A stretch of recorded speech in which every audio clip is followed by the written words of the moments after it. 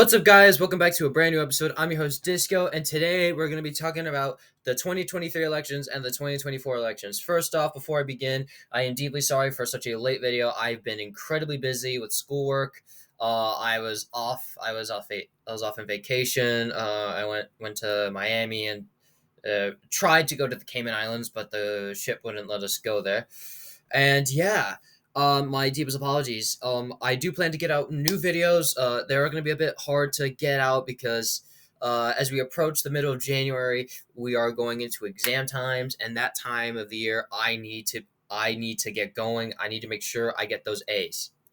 All right. On that note, Happy New Year. Welcome to 2023. I'm finally graduating. Thank God. Sweet.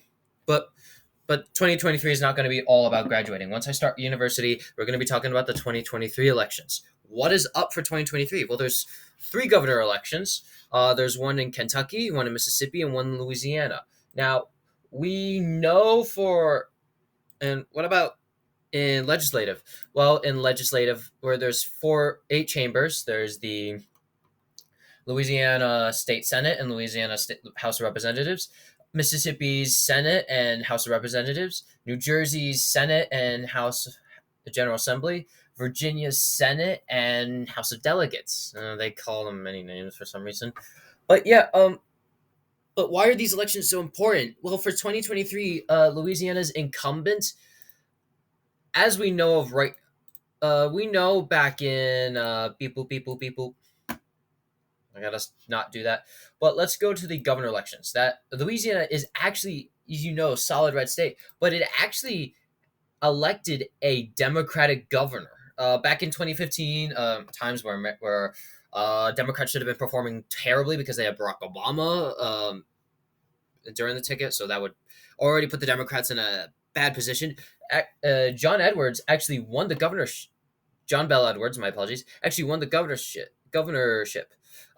Yeah, so he didn't get 50% of the vote, although he did get the highest vote percentage, and he actually won his election in double digits, which congratulations to him.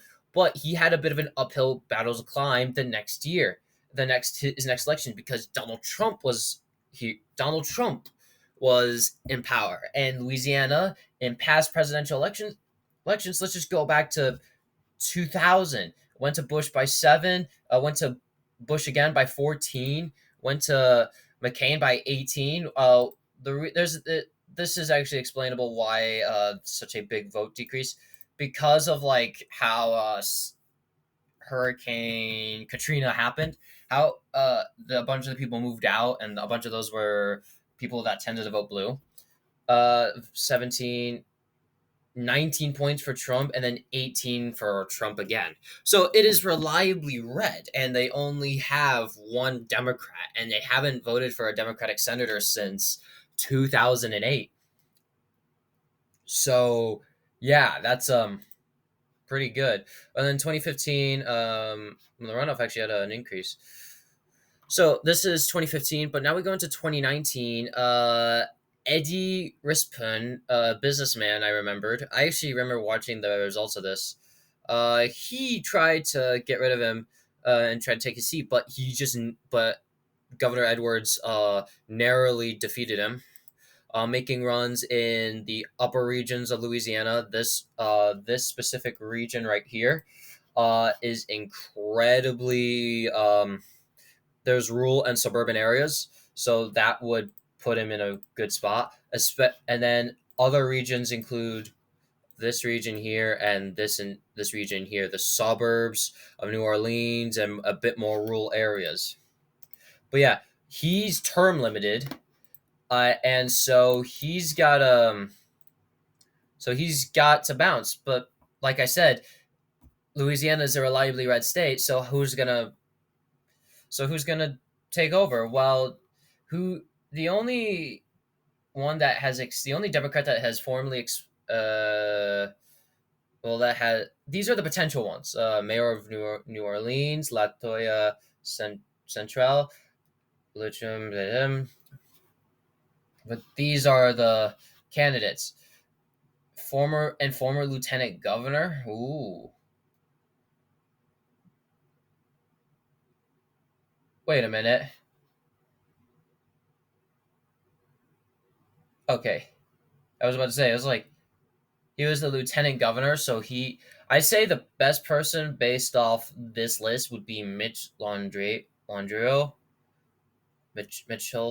because he was the former lieutenant governor. Therefore, if you are even elected, say like if you're a Democrat in Tennessee, if you've been elected before statewide, you are more likely to get elected statewide than you are more likely to get elected and have a better chance because people know you.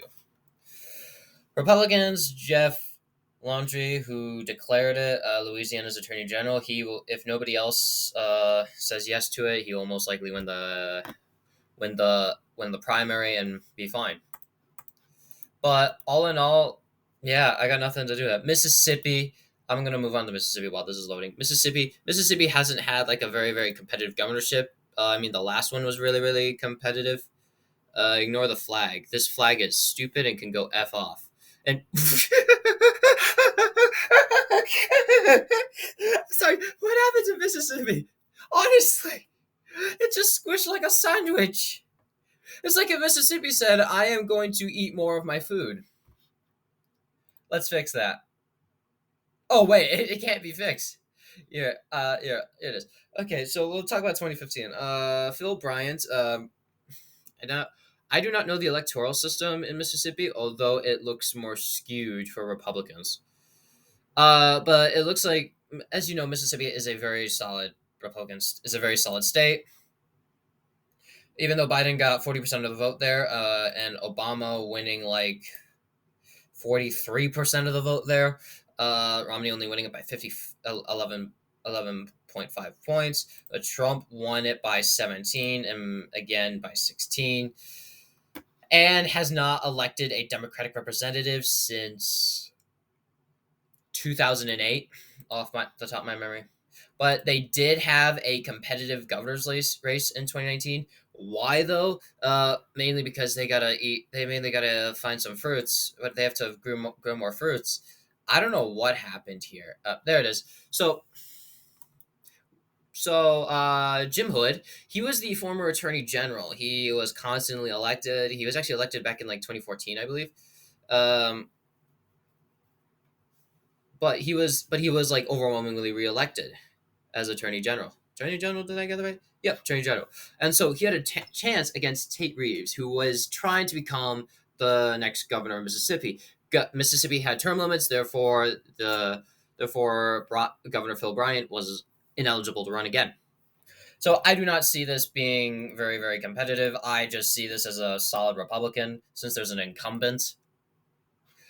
Kentucky's going to be the most competitive one out of all, more competitive than Louisiana and more competitive than any state legislature in the country. Why is that? Because Democrats actually gained this seat back in 2019. If I may go back, so Andy Beshear, so the former Republican governor was Matt Bevin. So Matt Bevin won his election by 8 points against Jack Conway. Matt, in his 4 years, in his tenure, Matt Bevin became one of the most unpopular governors in history. There was protesting on his policies, the way he handles education, healthcare, rising costs in healthcare. He made it worse. Education, he made it worse. And basically made the entire state a living hell. Well, he didn't make it a living hell, but it wasn't easy. But Andy Beshear came in, so Democrats were eager to get him off, including Republicans. Solid Republicans actually wanted him off the seat. So Andy Beshear won the nomination. Andy Beshear actually has name recognition, even though he was never elected statewide. The reason why I say this is because the former governor before Matt Bevin for 8 years was Steve Beshear, who, quite frankly, was the former governor back in 2000, elected back in 2007 and elected back in 2011. So the name recognition is there, and he was endorsed by his father, who his father was incredibly popular. So, so is Andy Beshear going to gonna win re-election? I have no idea. I have it as a lean Republican right now because of how Kentucky has been. It's clear that they're not gonna be like, oh yeah. Oh, excuse me. But Republican candidates, oh, this is the wrong one. My apologies. 2023. Okay, there is a huge list. So Attorney General, so all in suspended attorney. Wow, that's just wow. You have great name recognition when you have that. State representative, potential Matt Bevin hasn't called in yet, so I thought he was gonna go in. Papa John's. Wow. So right now it's too early to call this race. Too early to predict it. I need more data. So, but what else is on the line? The legislatures are on the line because if we go back to 29, if we go back to 2021, a bunch of these legislatures were up again. Actually, only Virginia and New Jersey. What happened was that Virginia's lower house actually flipped from Democrat to Republican, and Republicans almost got the upper house. And they actually won both chambers back in 2019. Back in 2019, yeah. And then, my God, is this Wi-Fi slow? I want to be radicalized, but this Wi-Fi is so slow. So yeah, they did that, and so yeah, so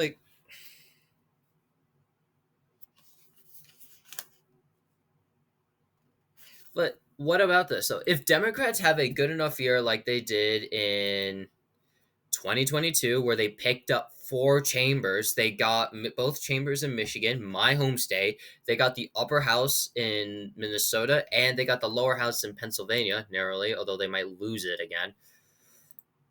So the chances of them picking it up is okay. It's not high, but it's in the field of perspective. It's in the field of perspective. So they could very much so. Democrats could pick up the chamber in Virginia and gain a margin in theirs.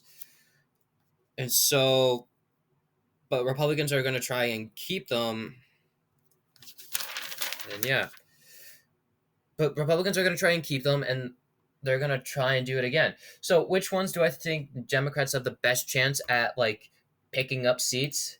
I think picking up chambers. It's definitely not Louisiana, definitely not Mississippi. They've already got New Jersey's, but they need to grow it. I think it's Virginia. Virginia is a blue state, and if Governor Youngkin is seen as unpopular and his policies seem more towards the right, more Trumpy, then he will most likely lose both chambers and likely face a bunch of huge stigma. But in 2025, when his term is done, he cannot run for re-election because they can only serve for one term, but they cannot serve consecutive terms. So yeah, but now we got to talk about the next question. I said 2024 in the beginning. Let's talk about the 2024 election. I know it's early. I know. But we have to start talking about it. In one of my videos, we will talking about a 3-way race compared to my other video where I talked about a 2-way race. So what is up for 2024? We're talking about I've already discussed the presidential election in my past video. Now we're going to discuss the Senate, the House, and the governor elections. In the Senate, Democrats are going to be defending a lot of seats. Here, let me do this with. Sorry about that. I had to go get something. But, all right, we're going to be talking about the 2024 Senate. As stated before, I already talked about the presidential election. Now we're going to talk about the Senate. Now, Republicans have a biased map in this election. Not a biased map in House of Representatives, oh yeah, they're going to win a landslide. No, they have the opportunity to have so many pickups that it's incredibly insane how many there are. Democrats are defending 20 seats, while Republicans only have 11. Now, I am currently filling in the map for the Senate while I do this, while I'm talking, but it's okay. It's a bit of a challenge right now because for me to do both at the same time, I generally know my way around, but I'm not that good, with all due respect. But yeah. Okay, according to this, I have 53 seats. I do not have Oklahoma and Texas. I do not have a toss up seat. Where is my toss up seat? Wisconsin, of course. So, as you can see, Democrats have so many seats that they're trying to defend. Now, if we just put the seats that are in gray that they're defending, no. Here are the competitive seats that I think will be competitive. That would be So yeah, in the Senate, Democrats are defending more seats than they can pick up.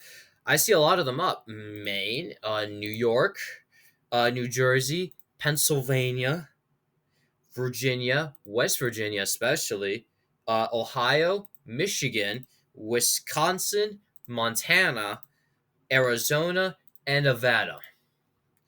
The only Republican state I can see here, the only Republican states I can see here being competitive are Texas and Florida.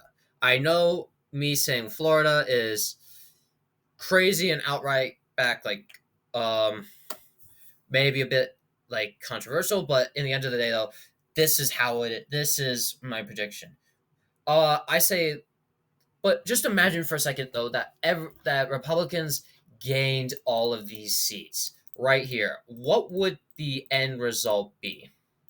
61 seats. They would have 61 seats. Imagine that. The best year of their lives. They can get that. But I do not see them gaining New York. Uh, I just don't. I also don't see them gaining New Jersey.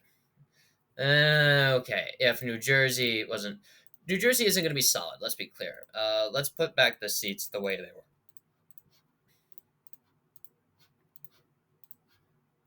So, only 12 out of the 13 seats I stated are held by.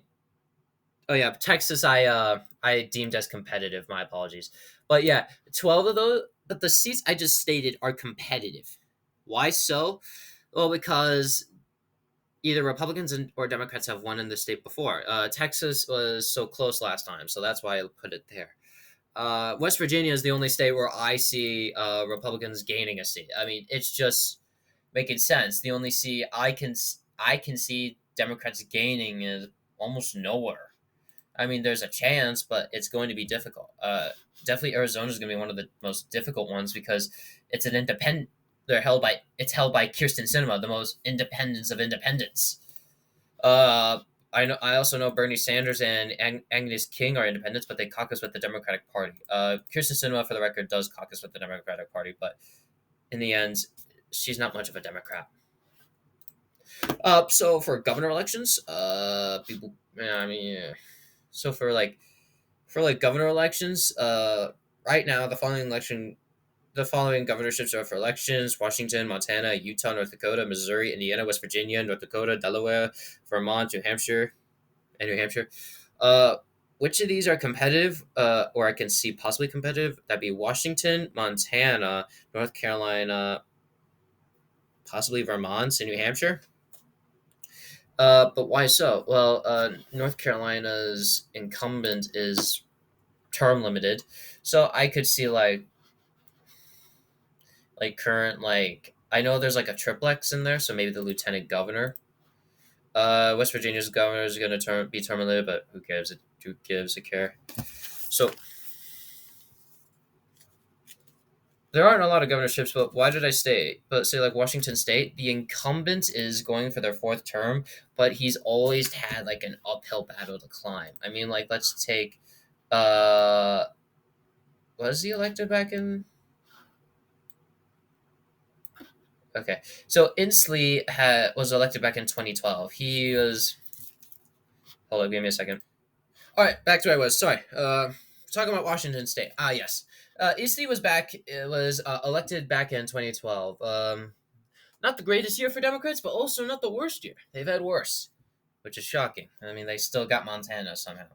But Isla was elected by 3 points, which for Washington standards, were just like it's like, come on, Washington is not that way. But the incumbent is going for his fourth term, but he's had an uphill battle to climb to get to his seat. I mean, he's always been in single digits. I mean, back in 2016, he won it by 8. Better.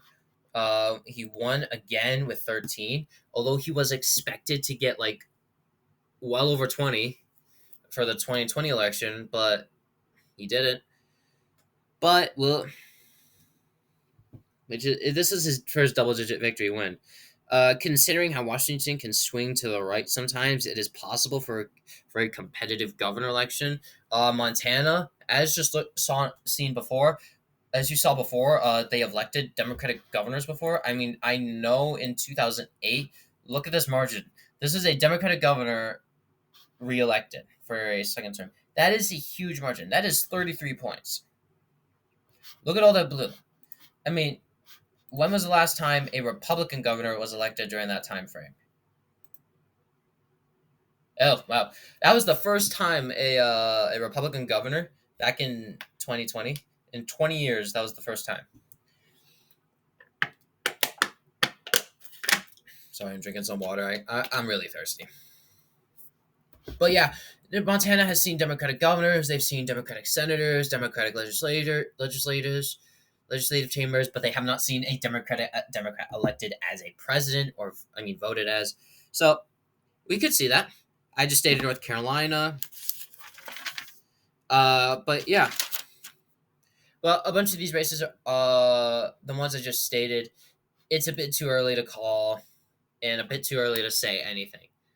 Vermont and New Hampshire, there's 2-year terms, but in the end, we got to make sure that we're getting this right. For the House elections, those are, it depends on the candidate. As you know, in like Washington's third, it's going to be incredibly competitive. I know in like Santos district, I was reading the news or just before I was gonna record this video. All the insane stuff I've heard about him, I have that district as an immediate flip. The lies he stated, it's unacceptable. And the way he's trying to pivot his way to say that, oh yeah, it's fine. No, some of the stuff you cannot recover from that. So and looking at the district and its past, I have it as an immediate flip for the Democrats. That's just facts right there. I don't even need polling data to say that. And for some of these other ones, I cannot predict right away. I need more data. I need primary dates, not primary dates, but primary numbers, and the candidates I need to know. And also, the presidential election will trickle down into the seats as well. Or you could have a bunch of these legislative races trickle up to the presidential election. That was the weird scenario back we had in 2010, where it was a trickle up instead of a trickle down. Where unlike in New York, where the governor's race trickled down to the Senate and the House. So yeah, but thank you guys so much for watching. Please like and subscribe these videos. I would love to hear what you think. Please let me know clarifications. Hit the like and subscribe button. That would really help the channel out. I really want to get to over 100 subscribers by the end of February. That would really help a lot. Please like and subscribe. I'll see you guys later.